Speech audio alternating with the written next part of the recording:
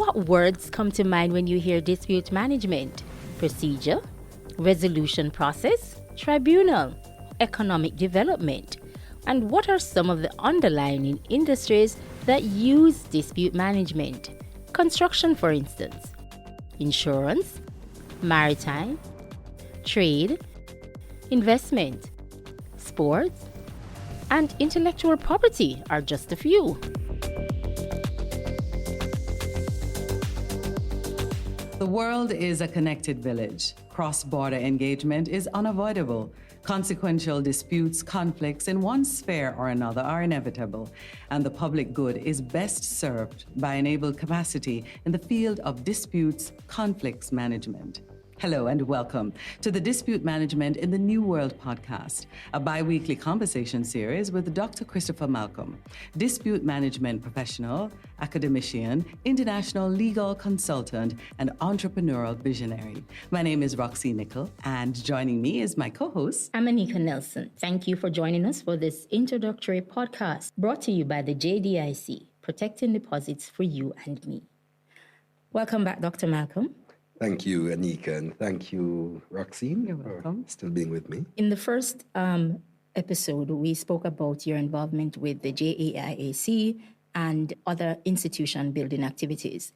One of those that we didn't get to talk about was your street law involvement. You want to give us an idea what that is about? It started out as a program at Georgetown University in 1972. Professor Ed O'Brien started it then, and it has since spread to a number of countries worldwide, including to South Africa. Now, in or about 2015 thereabouts, I then, through my contact with Professor David McCoy-Mason at the KwaZulu-Natal University in South Africa, was able to bring street law to the Caribbean. And what then is street law and how does it function? Street law is not the law of the street. I think we can get beyond that. What it is an initiative that is developed to get persons to a better understanding, legal literacy in a sense, broadly speaking, and to help persons to understand how they relate to the law, how the law impacts them, and how they should better function in their societies by reference to it. So what it does is that it helps persons at all levels. It's community-oriented, and it's really intended as an initiative where we're able to accept the law for what it is, because we can't change that, and then try to do, as we say, take it from the cathedral to the marketplace. You try to demystify it so the average Joe, the average person on the street can understand what the law is about. Because one of the problems with law generally, and I speak as a lawyer for the moment, is that very often persons think of the law and they think of this great mystery and of something where only persons who understand all sorts of jargon and so on can relate to. But sadly, we function in an environment where the first thing we learn is that ignorance of the law is no excuse. So if ignorance of the law is no excuse, it behoves us to ensure that we know what the law is, and those of us who understand it well enough also have a responsibility, I believe, to try to ensure that as many persons as are possible learn the law. And the learning of the law, in my view, because it is so all-encompassing and all-embracing, should start from as early as is possible and should become critical to the development of every child, of every person in the community. And that is what street law is about. In most jurisdictions where it has been developed and utilized, street law typically focuses on rule of law and human rights issues. But in our own context, and perhaps because of my own leaning in the area of economic development, I recognized and thought that the contribution that I could make, which is really novel, this is the novelty of the programs that we have brought to the Caribbean, should be one which was more focused on the area of economic rights and development. So for that reason, our program focuses on questions related to contracting, intellectual property rights, and so on. And you may ask, why intellectual property rights? And there's a really short and perhaps good story to that. In or about 1993, I was on one of the high streets in London. Could have been Regent Street or one or the other. And at the time, they were launching, or relaunching as the case may be, Easy Jeans across Europe. And the song that was being used in this effort was Easy Snapping, which is a song that Theophilus Beckford did. And in recent years, I think I've also heard it being used as a song to advertise Corona Beer. It dawned upon me to recall that Theophilus Beckford, notwithstanding that this song was being used in such a significant way, where there are clearly lots of money being earned from its usage, was not himself a beneficiary of it. And for those of us who know the story of Theophilus Beckford well enough, we know that he died a pauper. And there are so many others who have gone down that road. And in the context of the Caribbean, I always maintain that the real area of comparative advantage that we have is in the area of our creative industries, our intellectual property and things related to that. And so if we're going to say that is what it is, we need to find a way to ensure that people benefit the most that they can from what they develop and from what is inherently ours. We have to remember this, that it is not the nature of what you produce that determines how well you benefit from it. It's very often the nature of the legal protections that you have, particularly where intellectual property is concerned, because your works are being exploited. And it's a question of how you have contractual relationships in place and what the nature of those are that will determine the level of royalties and other payments you get from them.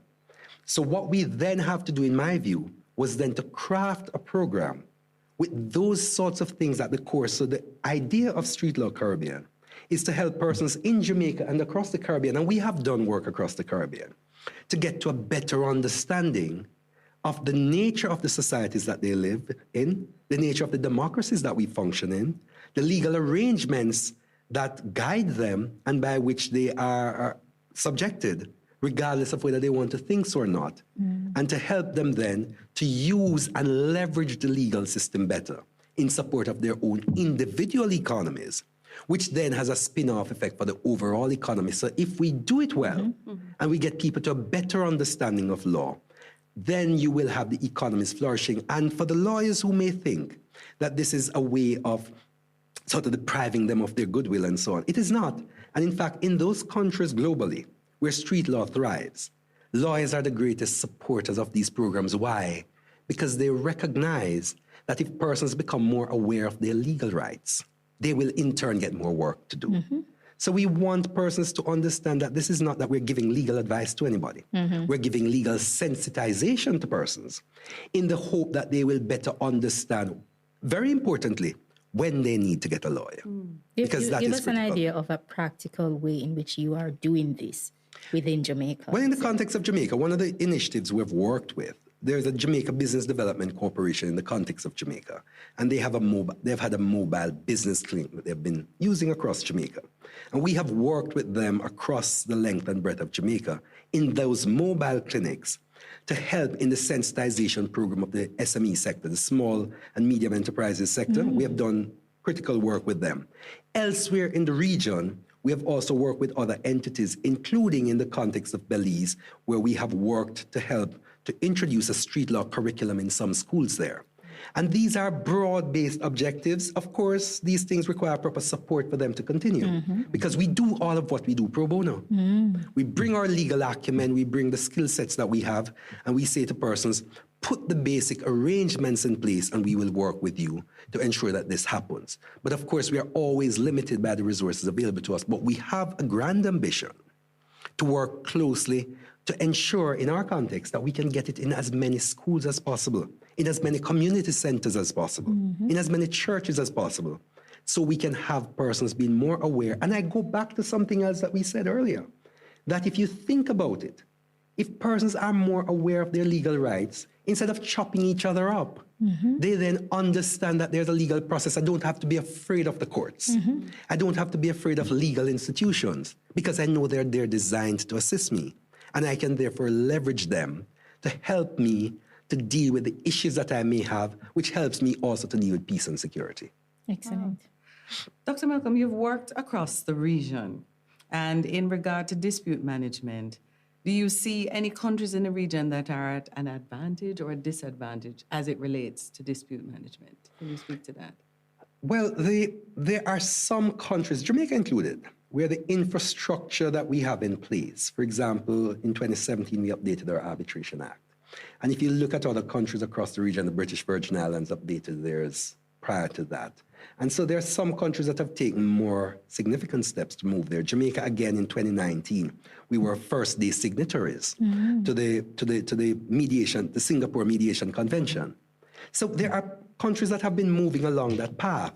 The question of advantage, however, is not so much a question of the infrastructure that you have in place. It's a question of how well the infrastructure is being used and how well persons are aware that they can leverage and use these, the extent to which our court systems, for example, are working lockstep with alternative methods for resolving disputes. So that the courts, as you had mentioned at some point, are not the first resort to dealing with disputes, but in fact a complementary process that persons get to after they have exhausted other things. So in short answer to your question, while I think we have gone the length and breadth and we've gone across the region and we have done a lot of capacity building initiatives and so on, and there are persons who have become more and more aware of how it is that you can use dispute management more creatively, we still have a situation where we have not got to the point where we should get yet.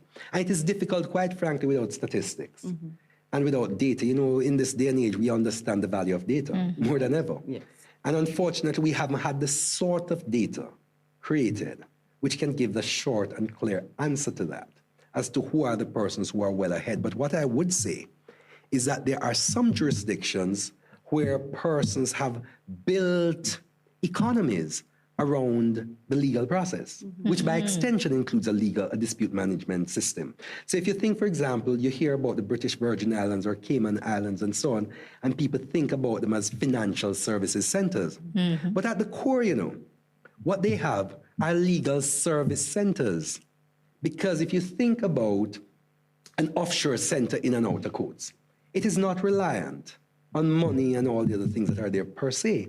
It is reliant on legal technology being developed, which allow people to effectively develop instruments relating to the management of the trust, instruments relating to reinsurance, instruments relating to aircraft lease financing, and so on and so forth. And all of these things are legal in terms of how they're developed.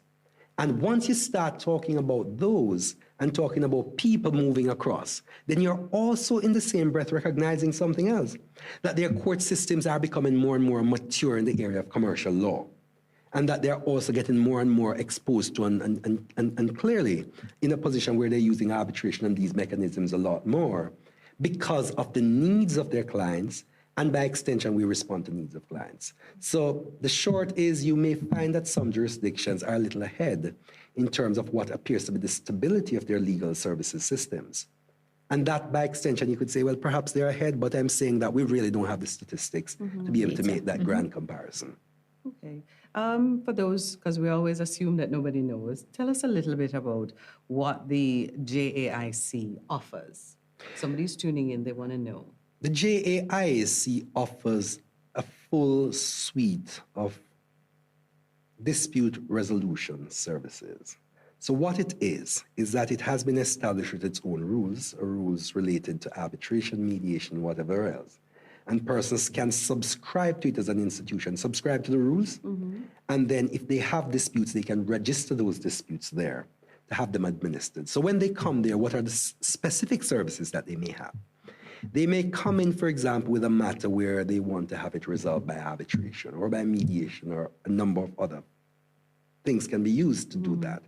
But that is really an end point and not a beginning, because the JAIC recognizes as well that persons can only come into an institution for use of its services where there are contractual arrangements between parties that enable that to happen.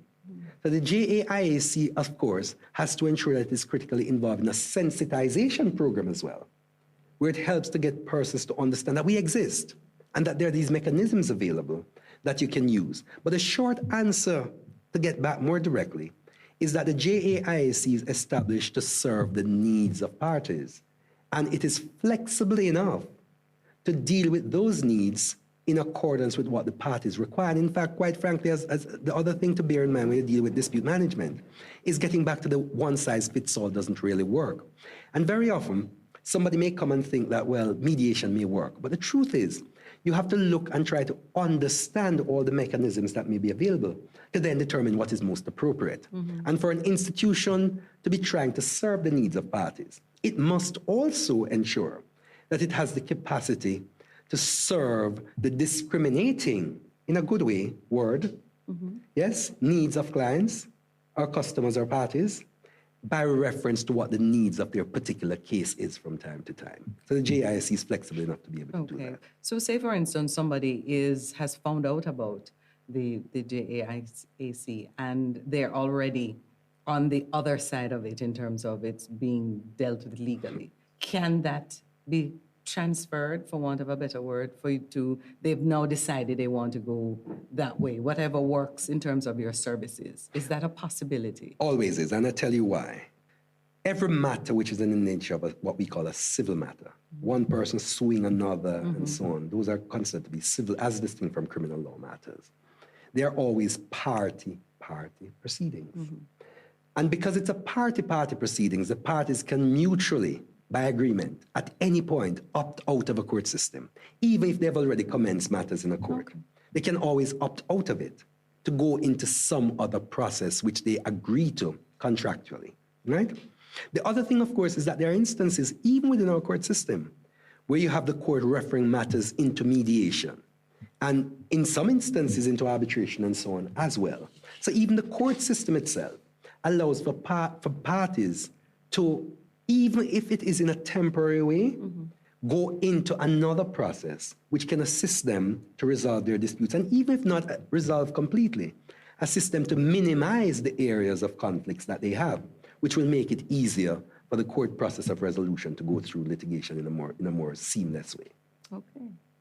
Alternative dispute resolution and arbitration are, I presume, two of the services offered through the JAIAC? Well, alternative dispute resolution really is traditionally considered to be anything that is alternative to litigation in national courts. The court system is part of our system of government, right? We have a democracy that says you have three arms of government, the executive, the legislative, and the judiciary, critical arm. Now, under our constitutional arrangement, the court has gives you what we call a constitutional right of access to the court. The court is established as that mechanism that you're able to go to have your disputes resolved, right? Constitutional recognition for that. Anything else that you do is by necessity opting out of your constitutional right of access. And the only way you can do that is by reference to what is a contractual process. So if we think alternative dispute resolution, then we're saying it's alternative to your constitutional right of access process. So if it is alternative to that and everything else is contractual, it means that every form of ADR that you're going to go into, be it arbitration, mediation, conciliation, whatever, arises by reference to an agreement between the parties, which is in the nature of a contract. So you then have a contractual right of access to all these processes. So what the JAIAC does is that we are not a court. So it is not possible to give you a constitutional right of access to the JAIAC. What you will then have is a contractual right of access, which is the alternative. There is, however, if we think about ADR in a more progressive way, some persons may think, is that ADR is traditionally, as I said, considered to be alternative dispute resolution. And some persons treat it to include arbitration, others don't. And that's a moot point we don't have to get too much into. But there's another approach, though, that some persons take, which is to consider ADR as being short for appropriate dispute resolution, where the appropriate processes include litigation in some instances. So you have a range of options that are available to you. And the question is, what is most appropriate given the circumstances that you're in to resolve your dispute? So what it then comes down to is that the important thing, and that is why capacity building is so important again, you need to get persons to understand the nature of dispute resolution processes. And by understanding those processes, they can then understand what is most appropriate for them in one situation or another. And if you do that, you then understand that there are some instances where mediation may be the best thing available to you. There are others where arbitration may be, but there are also others, because it's contractual, where you may find that it is a combination of several different processes. So you may find, for example, that if person A and person B are in a conflict, you may say to them, well, why don't you try good offices, which is talk to your pastor to see if your pastor can help you, or try some other low-lying method which doesn't involve an adversarial process. If that fails, you may then think of going to mediation. If that fails, you may then think of going to arbitration. So you can have a graded or a tiered system that persons are able to devise. And again, it comes back to an understanding of what's available, an understanding of the flexibility that these processes enable you to have, and then determining what works best in any given circumstance, ultimately to do what? Not to satisfy the needs of any institution or any third party, neutral or so on, but to satisfy the needs of the parties. Because ultimately, ADR or the court system is supposed to be party-centered, trying to resolve the disputes of others, not in any way of trying to create goodwill for myself or for anybody else, but to ensure that we try as best as is possible to have persons leaving the process thinking, I may not have got all I wanted, but I feel that the process treated me fairly and I'm able to move on. Now, the JAIC has always hosted events and stuff online, but in light of COVID-19, how has it reshaped how your approaches are rethinking to doing these events? Well, I think COVID-19 has reshaped all of our lives. It has. For one, in our case, we, prior to COVID-19, had been geared more to the physical space, doing things face-to-face. And we always had plans to get online and to start doing things there in a more meaningful way. But with COVID-19, we were left with no option but to hasten our steps towards the online.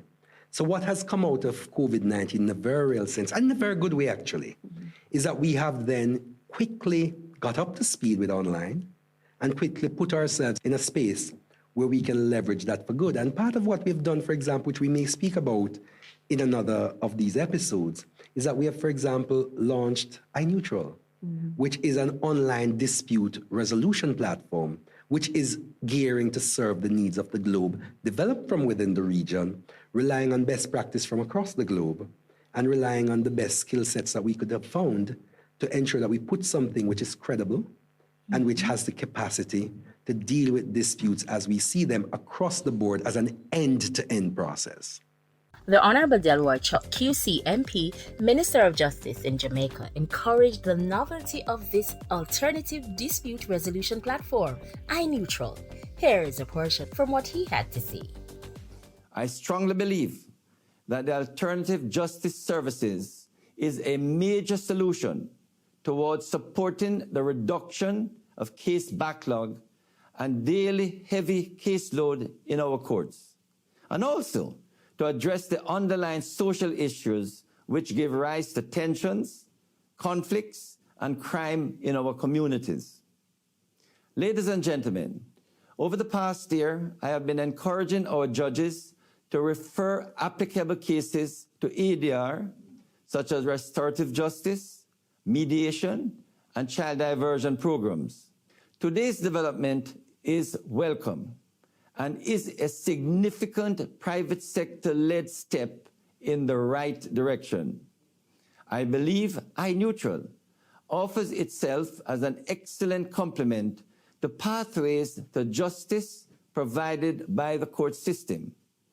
Second, the niche to be developed by iNeutral is in sync with policy approach to the administration of justice, which is being pursued by the Ministry of Justice. In closing, I'm especially proud to have learned that iNeutral has been developed by Jamaicans working in tandem with ADR and technology leaders from across the world. I intend to take the time out of my busy schedule to familiarize with the iNeutral platform. I've been advised that the system is user-friendly, and anyone, lawyer or not, technology savvy or not, can navigate it without difficulty. I highly commend the effort that has been made to develop and now implement iNeutral, and note that it could soon become a dispute resolution tool of choice in the public sector. You just heard the Minister of Justice, the Honorable Delroy Chuck, endorsing iNeutral and speaking about the importance of access to justice in the digital age. In April 2020, 1 year before the introduction of iNeutral, Dr. Christopher Malcolm, in a newspaper publication, alluded to the fact that COVID-19 is a game changer. Global travel bans and restrictions have been implemented, and with them, incapacity or significant limitations on opportunities for physical meetings. With courts not at full operation, if at all, it must now be clear that litigation process is inadequate to serve the needs of the business community. iNeutral is a unique technological innovation in online dispute management with developed full-spectrum application capacity for dealing with domestic and international disputes. What iNeutral platform provides is third-party assisted dispute management options, including effective dispute resolution. iNeutral's domestic and international services include mediation, conciliation, facilitated contract renegotiation, adjudication, arbitration, and restorative justice. The iNeutral platform is easy to navigate and allows for secure end-to-end online completion from application to determination. Let's take a look at this unique innovation in online dispute management. Welcome. This is the homepage of the website. You can see it gives an overview of our services. Also gives an overview here of some of the features and standard features and optional features. Okay, so we're gonna go on up and we're gonna start the process from someone new that's just coming on the site. And let's just say they wanted to hit get started. They could go ahead and hit get started. And the first thing they would do, they would go ahead and register. Now for the demonstration purposes, I do have a demo button here, so we could just breeze and skip right through. So they'll go ahead and register. And after registration is completed, they'll then be greeted with the dashboard. Now from this dashboard, they can go ahead and they can file a claim. They can view the previous claims that they filed before. They can reach out to support, and they can see the history of the claims that they submitted before. So let's go ahead and file a new claim. Here we can select the service that we're requesting, whether mediation, arbitration, whatever the service is. We can select if it's a domestic or international matter. We can do individual or corporate. Corporate will then, ask for a company name. Individual, it will shift for you and just, ask for the person's name and stuff, and you can enter all of that. All right, so let's go ahead and scroll on down, and they will go ahead and fill out all this information here. All right, now here they can fill in a little bit information about the dispute. They can type whatever they need, and they could go ahead and upload any documents. And also, if they have their documents on Dropbox or a Google Drive, they can put the URL here to whatever the service is, whether it be like Dropbox or whatever service, whatever the URL is for the file that they want to send. Let's go ahead and proceed. So they'll submit that. And again, I'm just skipping through the demo button. And they'll receive a notification here, lets them know that the request has been submitted to the JAIC. They will also receive an email confirmation with that. And now the JAIC will be able to review all of the information that was submitted. So once all that is submitted, the JAIC review and say this is something that we're going to move forward with. The JAIC would reach out to the individual or the company, whoever submitted it, and say, okay, we're ready to get started. And let's see, let's move forward here. So once they're ready to get started, they're now able to select the arbitrator. So these are some of the arbitrators that I have here, and they could select which one they wish to use. They could also put in a request to use someone else. They can also do that if they wish to use someone else. And all the parties will have to, agree on who they want to use. So if we go ahead and select first one here, you can see that this person is selected or voted because all the parties will have to agree.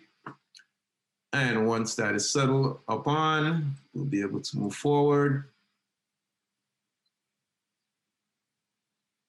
And then this will bring us right into our claim.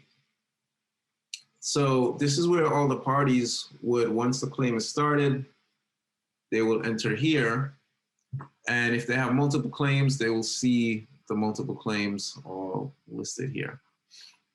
So we'll go ahead and then we'll just enter one. And these are all the parties. So whoever is inside of this claim, they have access to it.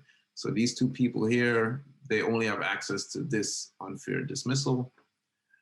These people over here, they only have access to this construction matter. Okay. The reason you're seeing multiple is because I'm in as an admin. If you were this person, you'll only be seeing this particular claim here. iNeutral provides online dispute management at your fingertips. Visit ineutral.jaiac.org. That's ineutral.jaiac.org. iNeutral, dispute resolution made easy.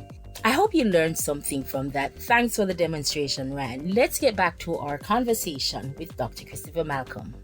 Of course, reminding you that you are listening or joining us for the JAIAC's Dispute Management in a New World podcast series. It's brought to you in association with the JDIC, protecting deposits for you and me. JAIC has been online, but podcasting is a whole new gamut. Tell us why it is that you chose this form to bring across the messaging of dispute management. The fact is that, again, we are seeing a number of trends developing and seeing a number of ways in which people are getting their news and getting stories being told. And we're in the business of telling stories. That is what we're doing right now. And we have found that a lot of people, both old and young, and particularly young, are now getting their news from podcasts in a way that they're not even getting it from traditional news media. We also understood that our message is not simply a domestic message. It's an international one. And when we looked at it and we did our own research and we considered what it is that we were hoping to do, it came to us and we recognized quite clearly that podcasting is one of the areas we should delve into. And this setting, of course, gives us this conversation setting, gives us an opportunity to explore the issues a little deeper and to explore them in situations where we can speak about them at a level, hopefully, which we can properly get across to persons as to what we're trying to say. And we can do it in a way which has not just local, but global impact. And we think as well that we have a unique story, but we don't want to keep it unique to ourselves. We want to ensure that as many as possible see what we're doing and are able to provide support and able to provide comments as well. Because the beauty about the podcasting and what we're doing is that we create an opportunity as they're there for persons to comment upon them, for persons to make their suggestions. And it really allows us a greater value than any other mechanism I could think of at this time. Finally, Dr. Malcolm, the next episode in the series looks at the dispute management and the COVID-19 pandemic implications. Is there a reason why we need to have this conversation for this next episode? Well, the first thing to bear in mind is that COVID-19 has not gone. It is still with us. The second thing is that even after we have got over it, we are going to have the implications continuing for a long time. If we think, for example, back to, say, the US-Iran issues that arose years ago, there was a claims tribunal which 30-odd years after was still running because the issues were still alive and well. The nature of law-related matters mean that you do not simply get a problem today, it manifests more and it's the end of it the day after. These things tend to have quite a long history. It's the same thing with courts. You can go to courts and you see matters in them for 10, 50, 100 years even. The longest running cases that I'm aware of are cases involving in that Indo-Pakistan border issues related to that are running for well over 100 years in court. You understand that there are generations of persons, land and related issues that are there going on for substantial periods of time. And similarly, coming out of COVID, it may not necessarily be land-related issues, but it could be business interruption and other matters that are there with long tails to them. So what we're saying here is that we understand that if we're looking at COVID, we can't simply be short-sighted enough to think that one day you're simply going to get up and all the issues related to it are gone. And in the context of dispute management, we have to do what we are able to do best, which is what we understand, which is dispute management, and understand that there are issues which are going to haunt us for a while. We need to plan for them properly, and we need to ensure that we understand what led to the problems in the first instance so that we can devise better solutions going forward. Because we already know that while COVID-19 has had this impact, it's not going to be the last thing of this nature that the world will have to deal with. So we must take stock, learn the lessons that we can from it, and having learned those lessons, think of how it is that we can progressively put mechanisms in place that can help us deal with situations of this type better next time around. Thank you so much, Dr. Malcolm. And that was the conclusion of our two-part introduction to Dr. Christopher Malcolm and the great work that he is doing. We wrap up things with a repeat of today's quote. The world is a connected village. Cross-border engagement is unavoidable. Consequential disputes, conflicts in one sphere or another are inevitable, and the public good is best served by enabled capacity in the field of disputes, conflicts management. Please remember to tune into all of our podcast series episodes on dispute management in the new world, available on Buzzsprout, Podbean, Spreaker, and the JAIC's YouTube channel. Until then, I'm Roxy Nickel. And I'm Annika Nelson, reminding you that the podcast series that you just joined us for was brought to you by the JDIC, protecting deposits for you and me. On behalf of Dr. Christopher Malcolm, thank you for joining us. What words come to mind when you hear dispute management? Procedure, resolution process, tribunal, economic development. And what are some of the underlying industries that use dispute management? Construction, for instance, insurance, maritime, trade, investment, sports, and intellectual property are just a few. This program is produced with the kind sponsorship of the Jamaica Deposit Insurance Corporation, JDIC, protecting deposits for you and me. I save because one day my little business is going to be a big deal. Yeah, and I make sure to put away a little something for him. And thanks to JDIC, deposit insurance protection on my savings gone up. You've been upgraded. Deposits held in commercial banks, building societies, and merchant banks are covered under the JDIC deposit insurance scheme up to $1.2 million per depositor per institution. JDIC. Protecting deposits for you and me. Still ahead, the JAIAC's Dispute Management in a New World podcast series continues with bi-weekly episodes exploring the concept of dispute management, its appropriate use, options for stability in business relationships, and in support of sustainable economic development. We'll examine dispute management and technology, innovation and the changing global environment for dispute management, COVID-19 and its dispute resolution pandemic implications, financing development in emerging economies, policy investment and dispute resolution. Special thanks to ADEB Consultants Limited, consulting engineers practicing for over 40 years. iNeutral, dispute resolution made easy. CP Malcolm Dispute Management Practitioner. Caribbean Institute of Alternative Dispute Resolution Limited, CIADR. Mona Law Faculty, the University of the West Indies, Mona. Impact Justice, improved access to justice in the Caribbean. Stay tuned to all our podcast episodes exploring the concept of dispute management, its appropriate use, options for stability in business relationships, and how it supports sustainable economic development.